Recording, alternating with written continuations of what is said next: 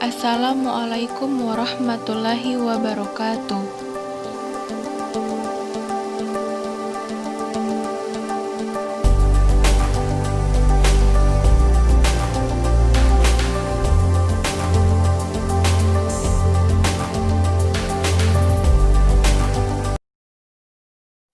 Apa sih konsep dari populasi? Populasi berasal dari bahasa Latin, yaitu populaos yang artinya rakyat atau penduduk. Dalam pelajaran ekologi, populasi adalah sekelompok individu yang sejenis.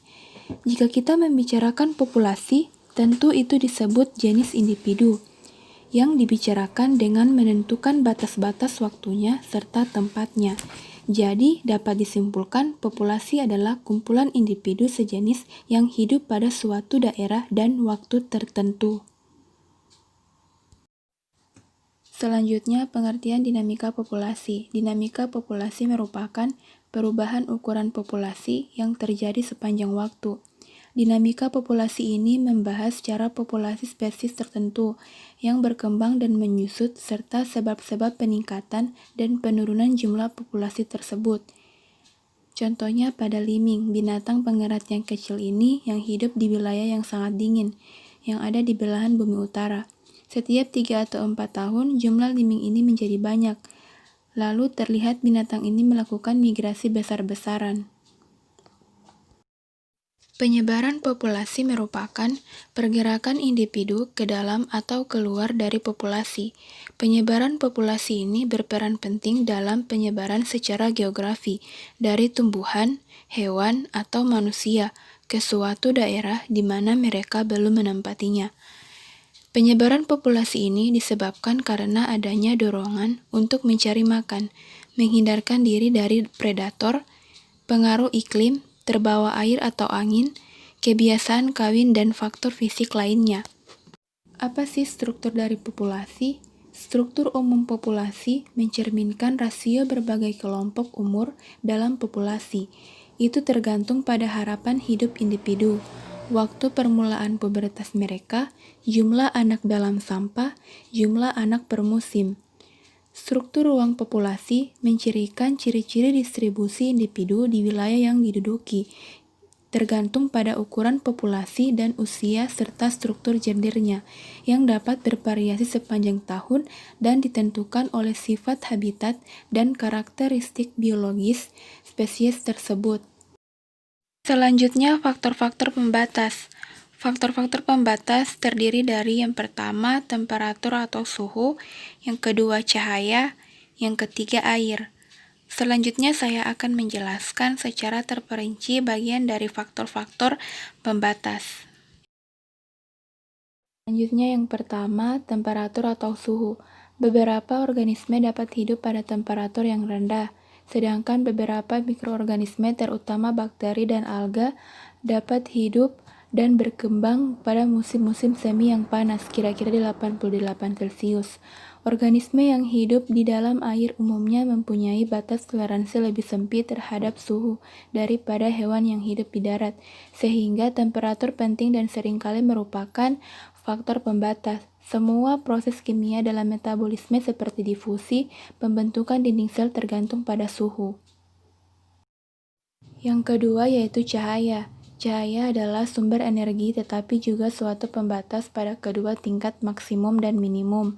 Oleh karena itu, cahaya sebagai faktor pembatas dan pengontrol. Intensitas cahaya mengontrol seluruh ekosistem melalui pengaruhnya pada produksi primer.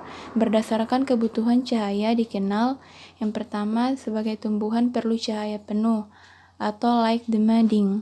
Yang kedua, tumbuhan yang toleran dan setengah toleran. Ketiga atau yang terakhir yaitu air.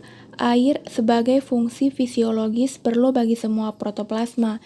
Dari sudut ekologis terutama sebagai faktor pembatas curah hujan, sebagian besar ditentukan oleh geografi dan pola gerakan udara yang besar atau sistem iklim.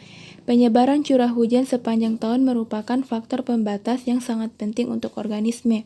Dengan mengetahui faktor pembatas suatu organisme dalam suatu ekosistem, maka dapat diantisipasi kondisi-kondisi ini di mana organisme tidak dapat bertahan hidup. Apa sih konsep komunitas? Komunitas dalam arti ekologi mengacu kepada kumpulan populasi yang menempati suatu daerah tertentu, sedangkan pengertian komunitas secara umum adalah kumpulan populasi makhluk hidup yang saling berinteraksi dan tinggal di suatu habitat. Setiap komunitas tidak harus menempati daerah yang luas, artinya komunitas dapat mempunyai ukuran berapapun. Misalnya dalam suatu akuarium terdiri atas ikan sebagai komponen biotik dan bebatuan sebagai komponen abiotik yang dapat disebut sebagai suatu komunitas. Selanjutnya, pola-pola komunitas. Yang dimaksud dengan pola ialah struktur yang diakibatkan oleh penyebaran organisme di dalam lingkungannya dan interaksi dengan lingkungan. Beberapa macam pola diversitas dalam komunitas yaitu yang pertama, pola stratifikasi atau lapisan vertikal. Yang kedua, pola zonasi atau pemisahan horizontal. Yang ketiga, pola aktivitas atau periodisitas. Yang keempat yaitu pola reproduksi. Yang kelima yaitu pola koaktif atau hasil kompetisi dan antibiosis. Apa sih struktur komunitas? Struktur yang diakibatkan oleh penyebaran organisme di dalam dan interaksinya dengan lingkungannya dapat disebut sebagai pola. Struktur komunitas dibedakan menjadi struktur fisik atau struktur fisik suatu komunitas tampak apabila komunitas tersebut diamati, dan biologi atau komposisi spesies, kelimpahan individu dalam spesies, perubahan temporal dalam komunitas, hubungan antara spesies dalam suatu komunitas.